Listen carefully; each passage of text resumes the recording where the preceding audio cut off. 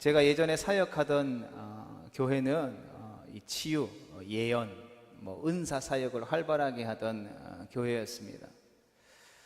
치유, 예언, 은사 사역에 대해서 이게 선교지에 와서 이렇게 잘 알지 못했던 저에게는 이 선교지로 다시 나아가는 준비를 하던 중에 참으로 귀한 시간이 아닐 수 없었습니다.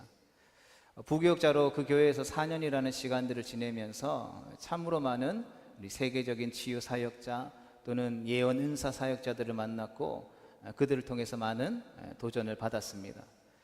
그러면서 제 삶 속에서 치유나 은사 그리고 예언에 관한 것들은 참으로 익숙한 은사의 한 부분으로 우리 자리 잡게 되었습니다.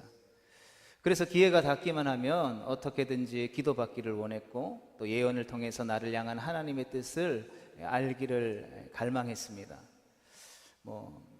가장 큰 이유는 소망이 때문이었던 것 같습니다.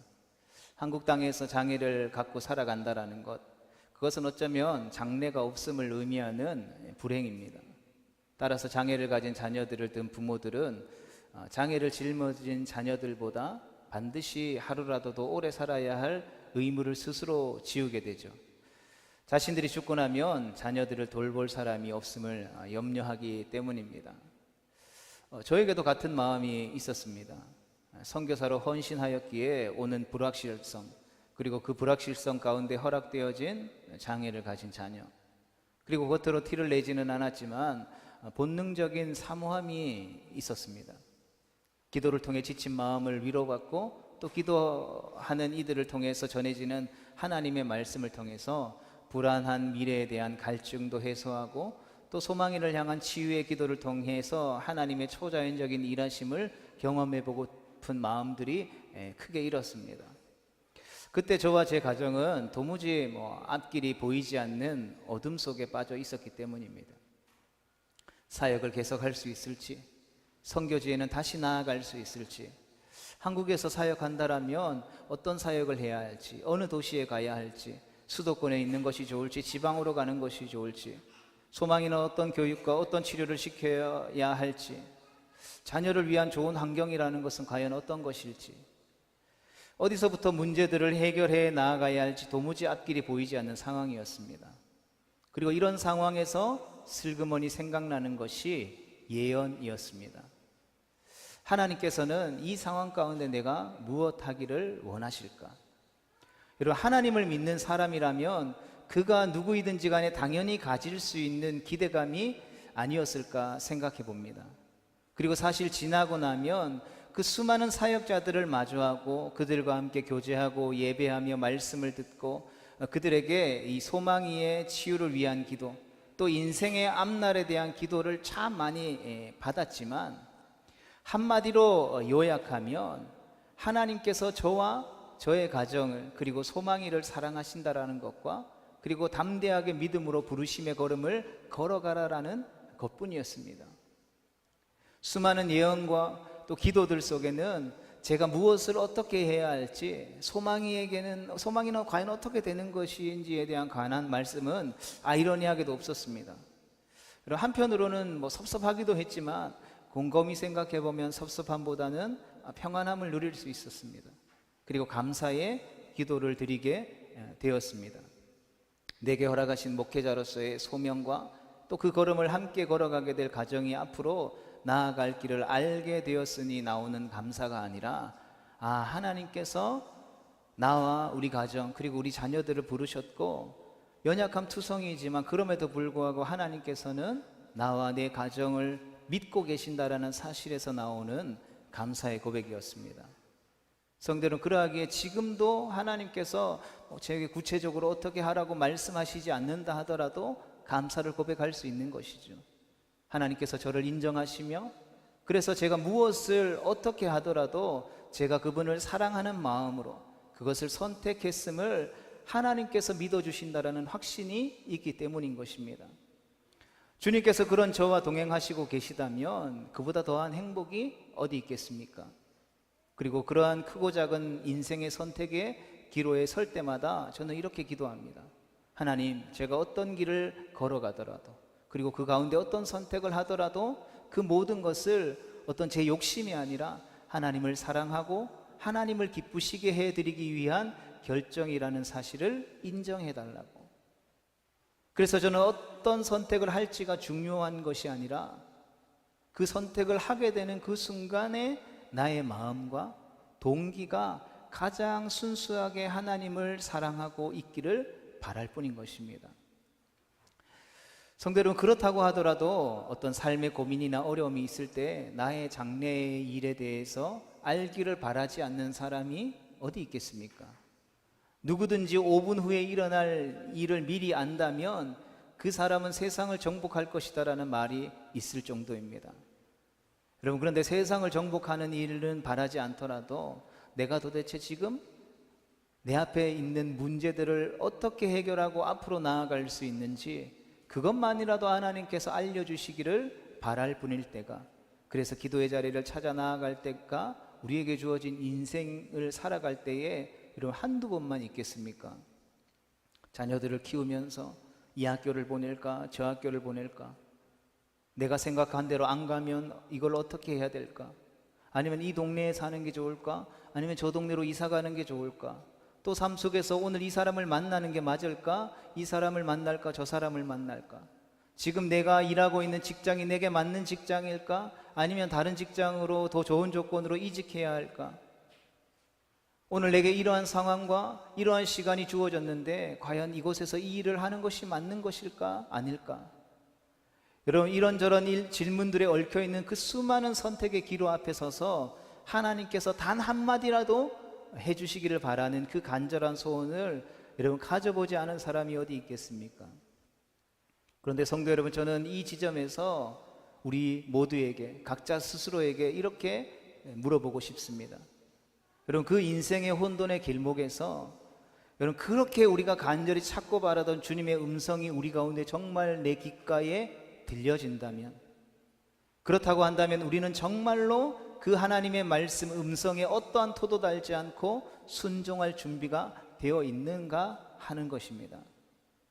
여러분, 지금 예배드리는 이 시간 주님께서 내가 고민하는 지금 머릿속에 떠오르는 그 고민에 대해서, 그 문제에 대해서 너무나도 또렷한 음성으로 기도하고 있는 부분에 대해서 이렇게 하면 그 고민이 해결될 거야, 너 이렇게 해야 돼, 기도하고 있는 너의 장래는 이것이야 라고 우리 주님께서 찾아오셔서 말씀하신다면, 그것이 너무나도 분명한 우리 주님의 음성이라면 과연 우리는 주님께서 말씀하신 그 음성을 따라서 그 길을, 고민하던 그 길을 선택하고 서슴없이 나아갈 마음이 있느냐라고 하는 것입니다.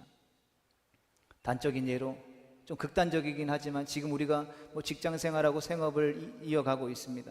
그런데 우리 주님께서 이 예배 시간에 찾아오셔서 우리에게 귓가에 말씀하시는 것이죠. 네가 가지고 있는 전 재산 다 팔아서 저 아프리카에 복음을 전하러 가라. 성경에 등장하는 부자 청년의 이야기처럼 내가 가진 재산을 다 팔아서 가난한 자들에 나누어주고 필요한 자들에게 나누어주고 너는 전국을 돌아다니면서 예수 그리스도의 십자가의 복음을 전해라. 먹고 사는 것, 어떻게 입어야 할지, 어디로 가야 할지, 네 자녀들, 네 가족들 걱정하지 마, 내가 다 책임져 줄게. 그렇게 우리 주님께서 우리에게 찾아오셔서 말씀하신다면, 만약 그렇게 말씀하시는 주님의 음성에 순종할 마음이 없다면 우리는 어째서 그렇게도 우리의 장래를, 미래를 알기를 바라게 되는 것일까요? 성도로, 이러한 질문과 고민에 서 있는 우리에게 있어서 오늘 본문에 등장하는 예언이라고 하는 것은 어떤 의미이겠습니까? 또 하나님의 뜻과 하나님의 말씀은 과연 어떤 의미인 것입니까? 오늘 본문에서 바울과 예언에 관한 이야기가 기록되어져 있습니다. 사도 바울이 에베소 교인들과 감동 넘치는 이별의 시간들을 마치고 이제 배에 올라서 두로라는 지역에 도착하게 됩니다. 바울 일행은 거기에서 7일 동안 머물렀는데 거기에서도 예수님을 믿는 사람들이 있는지 수소문해서 찾았고 그들을 찾아내게 되죠. 그리고 거기서도 예수님을 믿는 사람들과 교제할 수 있는 귀한 시간들을 허락받게 됩니다. 여러분, 얼마나 반가웠을까요? 예전에 저도 들은 이야기이긴 하지만 저희 할머니가 저 영양 시골에서 이제 막 여러 가지 막 굴곡진 인생을 살아가다가 뭐 무당 군내림도 받고 뭐 그러다가 복음을 듣고 예수님을 믿게 된 거죠. 그래서 그때부터 그 은혜가 감사해서 뭐 마을 산살 그 산 영양 시골 마을 구석구석 다니면서 이제 복음을 전하기 시작했습니다. 그때 이제 저희 아버지가 어릴 때인데 같이 이제 버스를 타고 어느 지역으로 이동할 때 버스 타면 이제 사람들 많이 있잖아요. 그래서 아버지가 어린 나이에 좀 어머니가 버스 안에서도 가만히 있으면 좋겠는데 앉은 자리 앞뒤 옆에 사람들하고 이야기하면서 예수 믿으라고 이야기하고 막 누가 예수 믿는다 나 교회 다닌다 이야기하면 그 사람 붙잡고 막 눈물 콧물 쏟으면서 막 감사하고 하나님을 찬양하니까 막 어렸을 때는 그게 막 너무 창피했다라는 이야기를 들은 적이 있습니다. 그리고 우리가 예수 믿는 것이 정말 힘든 시절에 정말 예수님 믿는 사람 하나 없는 곳에서 정말 그 한 사람을 만났을 때의 반가움이 얼마나 크겠습니까? 바울도 마찬가지일 것입니다. 그 사람들을 만났을 때에 얼마나 반가웠겠습니까? 그러나 바울은 그들로부터 참으로 참 심란한 소리를 들어야 했습니다. 본문 4절에 보면 이렇게 기록되어져 있습니다. 같이 봅니다. 제자들을 찾아 거기서 이래를 머물더니 그 제자들이 성령의 감동으로 바울더러 예루살렘에 들어가지 말라 하더라. 예루살렘에 들어가지 말라. 여러분, 두로에 살던 성도들이 바울을 만난 것은 전혀 계획에 없던 일이었습니다. 그러나 바울이 어찌해서 지금 두로에 와 있는지, 그리고 그가 앞으로 가려고 하는 곳은 어디인지를 여러분 7일이나 일주일이라는 시간들을 함께 머물며 교제함으로 인해서 충분히 알았겠죠. 그런데 그들이 바울을 향해서 성령의 감동으로 예루살렘으로 가지 말라라고 말하는 것입니다. 여러분, 그들이 바울이 왜 예루살렘으로 가려고 하는지를 몰랐을까요? 알았겠죠. 더군다나 그들은 성령의 감동을 받아서 그렇게 예언했다라는 것입니다. 성령의 감동을 받아서 예언했다라는 것은 이 예언이 하나님의 뜻이라는 것을 의미하는 것이잖아요. 그러하게 이 본문 말씀을 대하면서 매우 이상하게 생각되어졌습니다. 여러분, 사도행전 19장의 말씀을부터 쭉 이어지는 내용들을 보면 바울이 예루살렘으로 가는 일은 바울 자신이 성령의 지시를 받았기에 결정된 사항이며 더욱이 바울이 오랫동안 그 성령의 지시를 받고 기도하면서 결정한 일이라는 것입니다.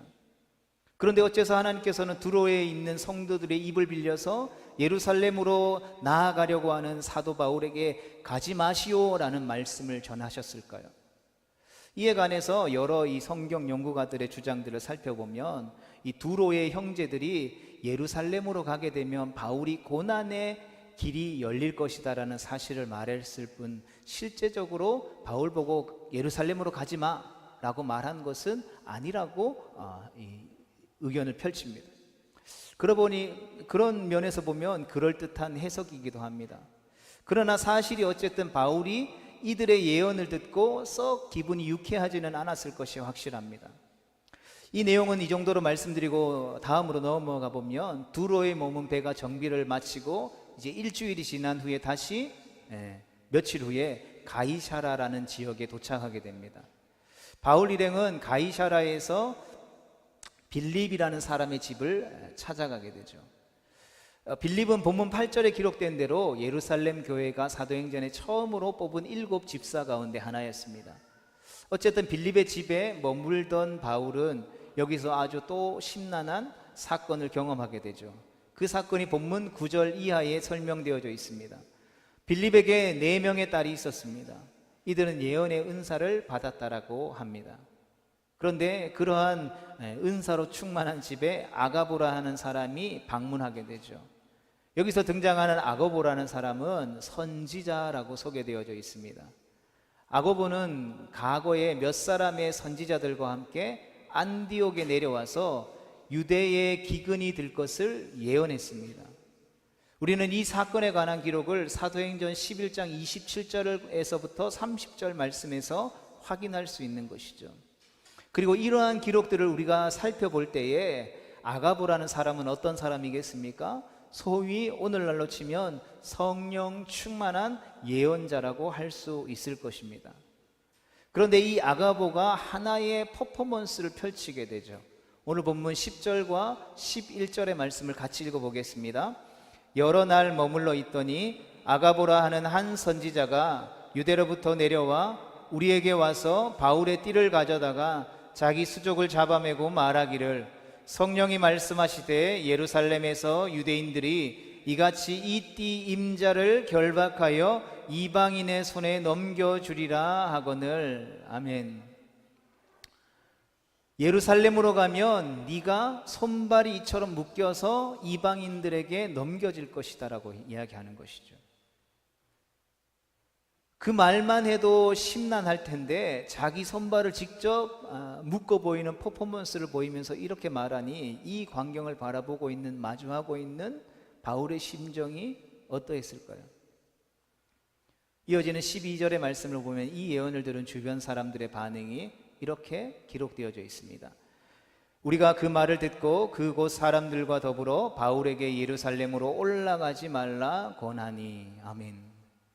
그럼 아무리 바울의 결심과 계획을 들었다 할지라도 이렇게 선지자 아가보의 퍼포먼스를 본 성도들이 여러분 바울을 말리는 것은 당연한 일이 아닐까요?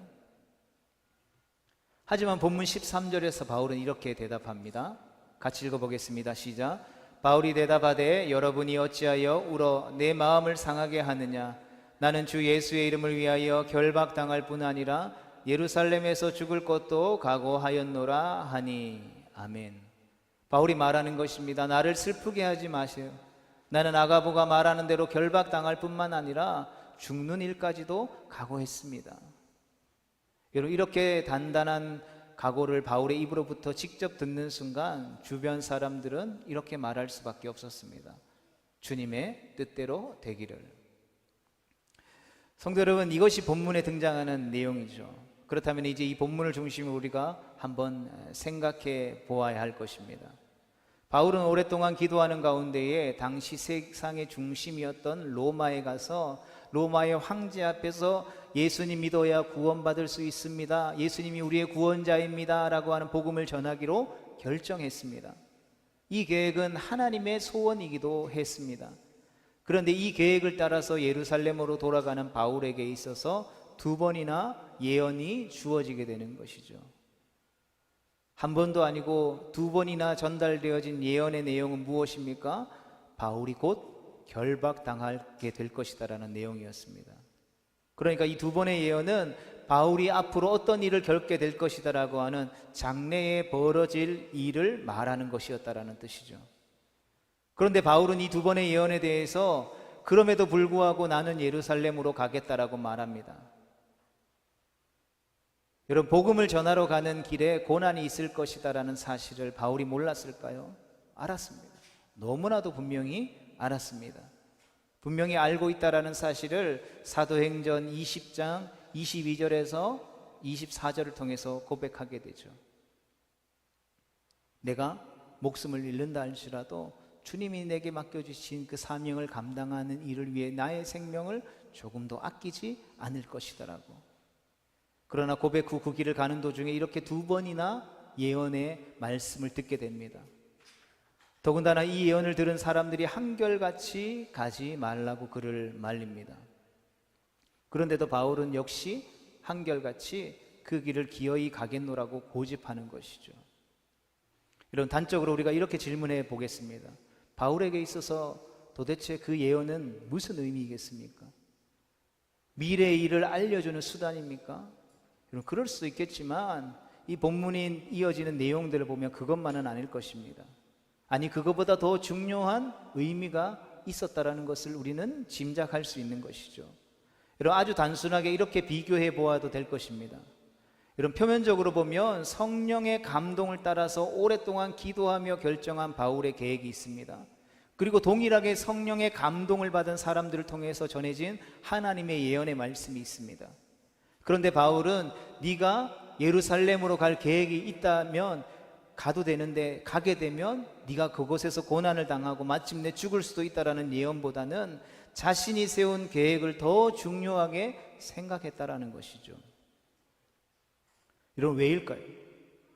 여러분, 우리가 어떤 일들을 오랫동안 기도하고 준비하면서 어떤 일을 향해서 그 길을 걸음을 가다가 그 가운데 걸음을 가던 중에 하나님이 다시 성령의 감동이 되어서 우리에게 무엇인가를 말씀하신다면, 보편적으로 우리가 생각하는 것은 내가 가는 길 가운데 무엇인가를 더하거나 하나님의 계획이 바뀌었거나 더 큰 하나님의 계획이 있을 것이다 라고 생각하고 그 길을 멈출 때가 있다라는 것이죠. 그것이 보편적인 우리의 삶의 결정인 것입니다. 그런데 사도 바울은 왜인지 모르게 자신이 세운 계획, 즉 예루살렘으로 갔다가 마지막으로 로마에 도착해서 거기에서 로마 황제에게 복음을 전하겠다라는 계획은 바울 자신이 오랫동안 기도하며 묵상하는 가운데 세운 것입니다. 거기에도 역시 성령의 감동이 있었으며 그렇게 해야만 하는 정당성 또한 너무나도 확실했습니다.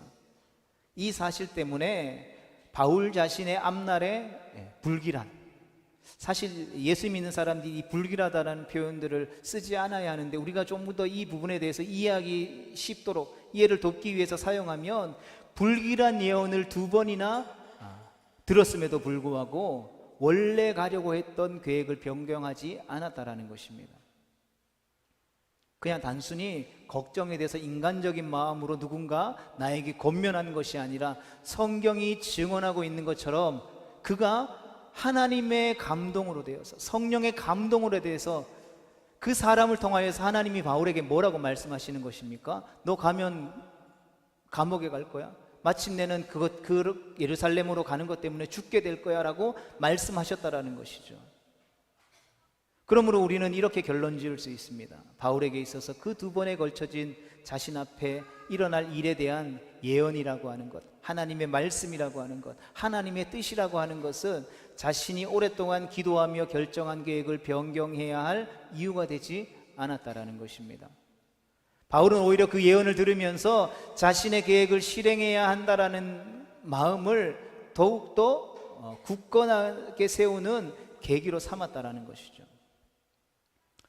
사랑하는 성도들은, 오늘 이 본문의 말씀을 대하는 우리에게 아주 진지한 믿음의 도전이 되어야 할 줄로 믿습니다.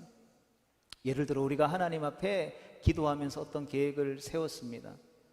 제가 산동교회에 처음 부임할 즈음에 산동교회 상황은 현실적으로 인간적으로 참 힘들었습니다. 제가 처음 부임하고 처음 예배 드릴 때에 우리 집사님 3분과 성도님 1분, 이렇게 4명이서 함께 예배 드렸습니다. 여러분, 그럼에도 불구하고 나는 산동교회에 남아서 이 지역의 잃어버린 영혼을 구원하기 위한 사명을 감당할 거야 라고 결정했습니다. 그런데 시간이 지나다 보니 이러한 계획이 이루어질 확률은 점점 더 적어 보이는 것입니다. 게다가 이 산동교회에서 함께 신앙생활하며 동고동락했던, 여기서 먼저 이 교회를 떠난 분들이 연락이 와서 힘들진 않니? 우리 교회로 와라. 같이 신앙생활하자. 지금 너무 행복하고 좋다. 은혜가 넘친다. 그런 권면의 소리가 들린다고 가정해 봅시다. 이런 갈등이 되어지겠죠. 저도 마찬가지겠습니다. 아직도 힘 있고 젊고 능력 있는데 조금 더 큰 교회로 가면 어때? 내가 좋은 교회 있는데 소개시켜 줄게. 산동교회 말고 다른 데로 가라 라고 이야기하면 단호하게 거절하겠지만 갈등은 되어질 것입니다. 그런데 마침 그때 어떤 분과 신앙 상담을 하다가 그분을 통해서 하나님의 예언의 말씀을 들었는데, 여기에서 신앙생활하고 목회하는 것도 괜찮지만 다른 곳에 가는 것도 괜찮다라고 이야기해 주는 것이죠. 그리고 그렇게 조언해 주시는 분이 신뢰하고 믿을 만한 분이라면 이럴 때 우리는 어떻게 해야 하겠습니까? 여러분, 어떻게 하시겠습니까? 있을 수도 있고 갈 수도 있겠죠. 그러나 우리가 오늘 본문에 등장하는 바울과 그를 향한 예언의 말씀을 통해서 기억하고 명심해야 할 것은, 본문에 등장하는 나의 장래가 어떻게 될 것이다 라고 하는 예언은 내가 하나님 앞에서 믿음으로 이루어가고 있는 어떤 노력과 계획을 가지고 있다 하더라도 결국에는 그렇게 될 것이다 라고 하는 메시지가 아니라는 것입니다. 저는 우리가 흔히 말하는 그런 종류의 예언들이 들어맞지 않는 경우를 숱하게 보았습니다. 그렇다면 다시 질문이 되어지겠습니다. 그런 예언들은 도대체 무슨 의미이겠습니까? 저는 간단하게 이렇게 요약하고자 합니다. 그런 종류의 예언들은 확고한 어떤 운명으로서의 내 미래를 선언하는 것이 아니라 그러한 믿음의 걸음을 가는 우리를 위로하는 데 목적이 있으며 어떤 나의 결심과 계획을 격려하는 데에 목적이 있다라는 것입니다. 성도 여러분, 우리 모두는 한 사람도 빠짐없이 우리의 인생이 앞으로 어디에 서게 될지 궁금합니다. 저도 그렇습니다.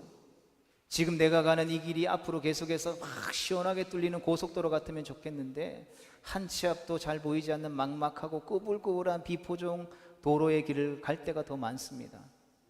그럴 때 성경은 우리에게 무엇이라 권면합니까? 하나님 앞에서 기도할 것을 권면하죠. 그러나 우리가 명심해야 할 것이 있습니다. 그것은 바로 우리가 우리의 장래를 놓고 어떻게 될지 하나님 앞에 알려달라고 기도하는 것보다 더 중요한 것이 있다는 것입니다. 성도로 부름받은 우리가 무엇을 하고자 하는지, 우리가 진정으로 무엇을 원하는지를 먼저 결정할 수 있어야 한다는 것입니다. 여러분, 우리의 삶의 어떤 장래와 미래를 놓고 내 나름대로 생각하는 내용을 나 자신의 언어로 스스로 한번 기회가 되면 정리해서 적어 보십시오. 그리고 그것을 천천히 읽어 보십시오. 목회를 하게 되면 많은 성도님들과 대화할 일들이 생기게 됩니다. 그럴 때에 여러분, 이런 식의 계획들을 이야기하시는 분들을 만나게 됩니다. 기회가 되면 내가 원하는 이곳에서 일하고 싶습니다. 그런데 다른 곳에서 하나님께서 일할 수 있는 기회를 주신다면 그곳으로 가도 상관은 없습니다.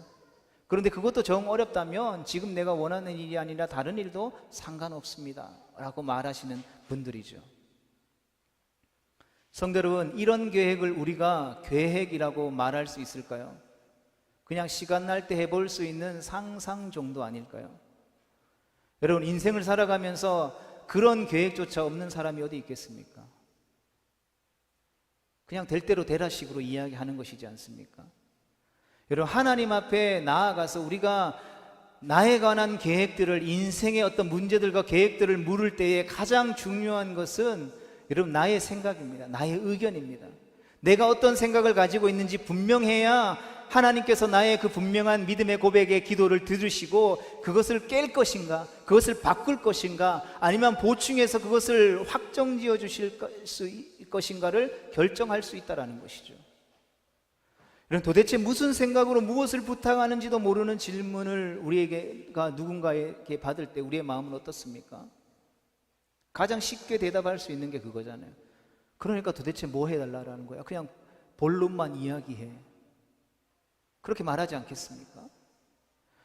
마찬가지로 무엇을 진짜 원하는지, 무엇을 도와주기를 원하는지 모르는 기도 앞에, 부탁 앞에 하나님께서는 우리에게 무엇라 말씀하실 수 있겠습니까? 동일하게 그래서 네가 하고 싶은 게 뭐니? 라고, 네가 진짜 원하는 게 뭐니? 라고 물으시지 않겠습니까? 여러분, 그러한 물음 앞에 바울의 마음을 확고했습니다. 2번이나 거듭되는 자기 장래에 대한 좋지 않은 예언에도 불구하고 예루살렘을 거쳐서 로마까지 가겠다라는 계획을 사도 바울은 변경할 마음이 전혀 없었다라는 것이죠. 오히려 그 2번의 예언은 자신의 그러한 결심을 더욱더 확고하게 하는 도전에 불과했다라는 것입니다. 그래서 이 말씀을 묵상하며 준비하는 시간들을 통해서 이렇게 생각해 봅니다. 죽음을 향해서 한 걸음 한 걸음 다가가는 바울에게 하나님께서 예언을 통해서 이렇게 말씀하시는 것입니다. 바울아, 앞으로 네가 가는 길에 이러한 일들이 일어나게 될 텐데 그럼에도 불구하고 계속해서 너는 이 길을 갈 수 있겠니? 그리고 이에 대한 바울의 대답은 분명했습니다. 예, 주님, 제가 가겠습니다. 죽음이 저를 기다린다 하더라도 저는 분명히 그 길을 갈 것입니다. 그것이 하나님을 사랑하는 저의 마음의 소원이기 때문입니다. 그것이 나를 향한 하나님 아버지의 뜻이기 때문입니다. 사랑하는 성도로, 우리가 인생을 살아가다가 여러 가지 어려움으로 인해서 막막함을 느낄 때가 참 많습니다. 때로는 앞이 보이지 않는 듯이 보일 때도 참 많습니다. 그래서 하나님의 계획하심을 듣고 싶을 때에 하나님께 우리는 먼저 이렇게 기도해 보는 것은 어떻겠습니까? 하나님, 제 마음을 먼저 알게 해주세요. 내가 진짜 원하는 것이 무엇인지를 알게 해주세요. 여러분, 하나님의 뜻을 알고자 하는 사람은, 하나님이 어떠한 분이신지를 아는 사람은 이처럼 먼저 자신의 뜻을 분명히 해야 하는 것이죠. 그리고 자신의 앞길이 어떠하든지 하나님을 위해서, 그분을 기쁘시게 해드리기 위해서 한 걸음 한 걸음 오늘이라고 하는 그 삶을 성실하게 살아가는 사람은, 바로 이런 사람에게 하나님께서는 그의 앞길을 기꺼이 보여주시지 않겠습니까? 그러나 그런 사람에게는 굳이 앞날에 대한 예언이 필요 없습니다. 왜 그렇습니까? 이미 완성되어진, 더하고 뺄 것이 없는 완벽한 그를 향한 하나님의 부르심과 그를 향한 살아계신 하나님의 말씀이 있기 때문인 것이죠. 여러분, 그가 지금 하는 일을 보면 그의 장래가 분명하게 보이기 때문인 것입니다. 우리가 지금 부르신 삶의 자리 가운데에서 무슨 일을 하고 있는지, 무슨 목적을 가지고 있는지를 알면 여러분, 우리의 장래가 분명하게 보이는 것입니다. 그러므로 그런 사람에게 있어서 그 사람의 현재의 삶은 곧 그의 미래라고 할 수 있는 것입니다. 사랑하는 성도 여러분, 우리에게는 그런 부르심의 확신이 있습니까? 어떤 상황 속에서도 허락하신 공동체와 하나님께서 부르신, 맡겨주신 사명을 위해서 사도 바울의 고백처럼 나의 생명조차 조금도 귀한 것으로 여기지 않는 믿음의 확신과 믿음의 담대한 계획이 있느냐라는 것입니다. 저는 간절히 소망합니다.